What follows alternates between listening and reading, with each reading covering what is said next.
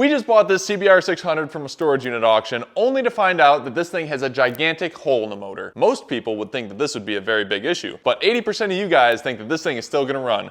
If this Honda's anything like our last bike that we had, I have faith. All right, that was literally the first time that we had this thing cranking, was with that intro right here. So this bike, the motor,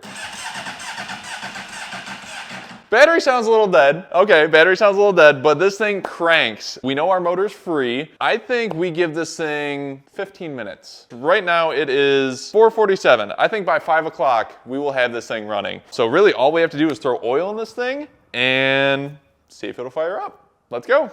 So we have our Honda approved Rotella 5W40 diesel oil for this thing. A lot of guys actually use this oil in their bikes. It's got some wet clutch additives. It's really not a bad oil, even though it's not your traditional oil. So we're gonna fill this up. Oil level is pretty much right up to the top there.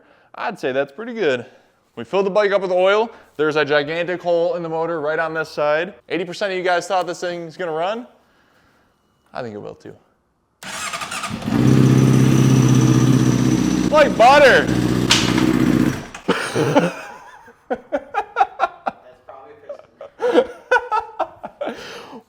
Oops. What was that?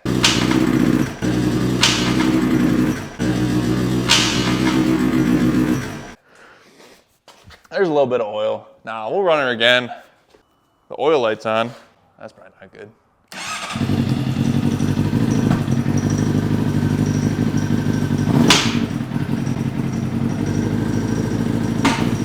Ooh.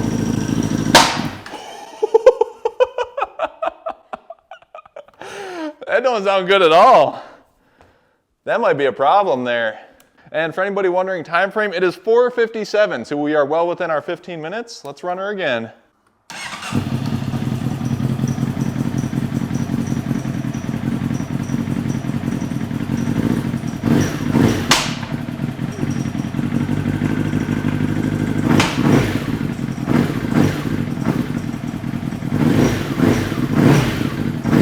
Hey, that noise went away.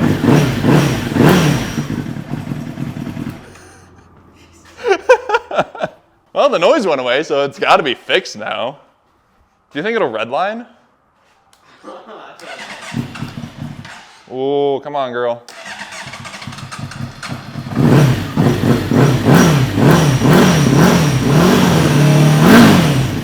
Sounds pretty good, actually.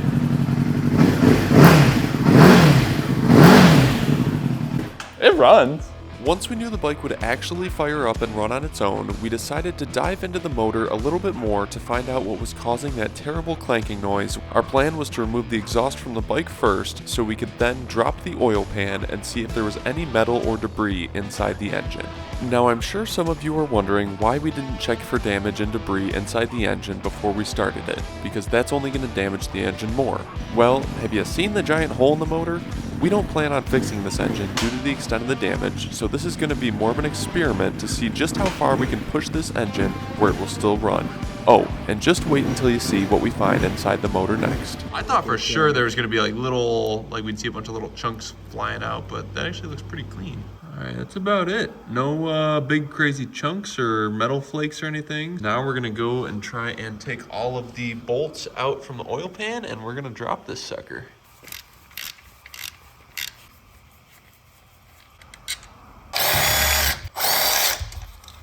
All right, so this is the last bolt right here. Oil pan starting to move. Moment of truth. We got a couple little guys in the corner over here.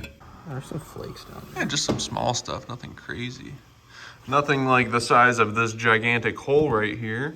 Yeah, we'll see if we can poke around in the motor and find anything.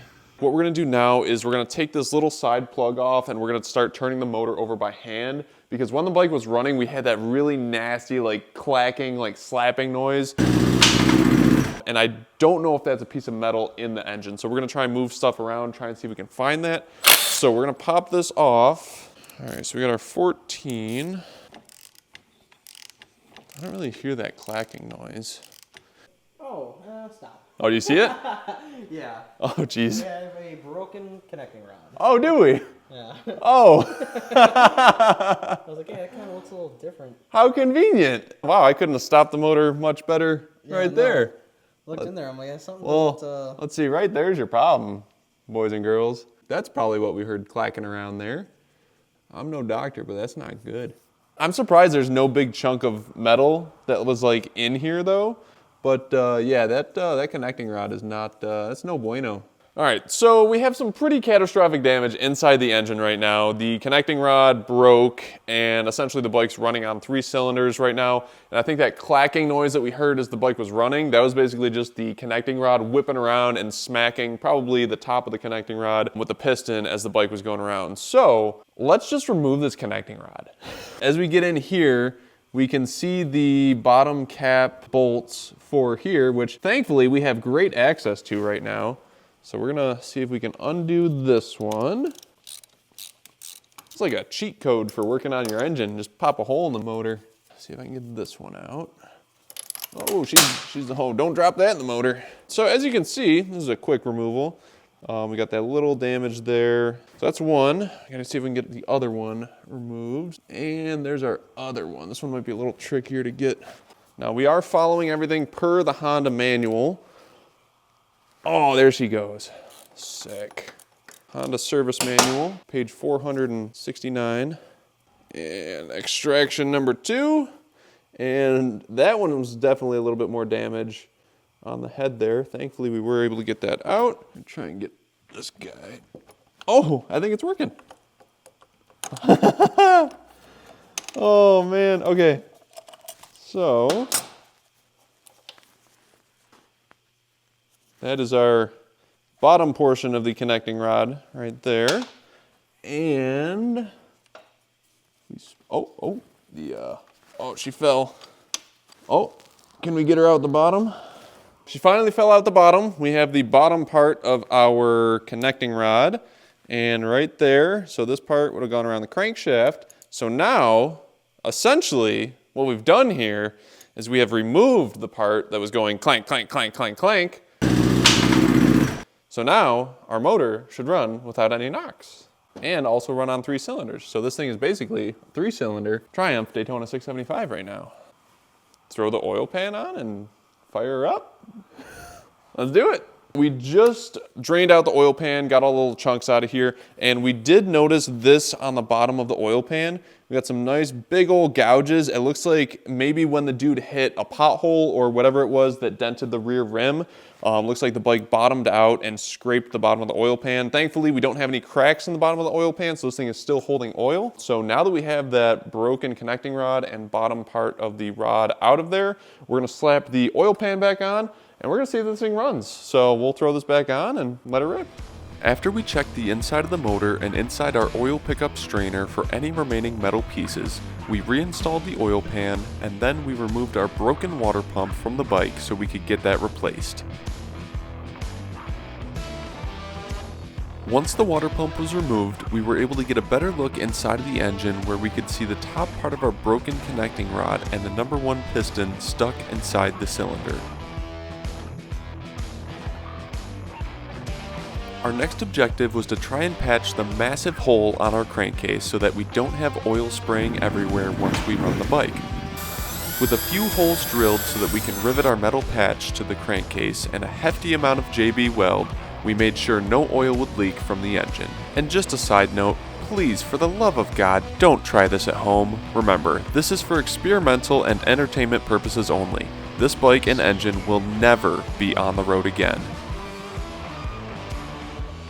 All right, guys, so as you can see, we did some questionable repairs on this bike with the giant hole that we had in the motor. Since this bike essentially does not have a cylinder number 1 because our connecting rod was broken and we removed the connecting rod from the bike, anything that we do to this bike at this point is an improvement. So now that we have the hole patched up, we're gonna let that JB weld cure up over the weekend. The first part of this whole scenario was, will the bike run? In which we confirmed in this episode, yes, the bike will run. Part 2 of that is, will this bike run and ride under its own power? So we're gonna find that out in the next episode. And a little sneak peek, we may or may not be taking this bike off-road, so be sure you subscribe to see when the next part of this video goes live, and I think we're gonna have a little bit of fun with this thing. So until then, we will see you guys in the next episode with the CBR 600. Take it easy.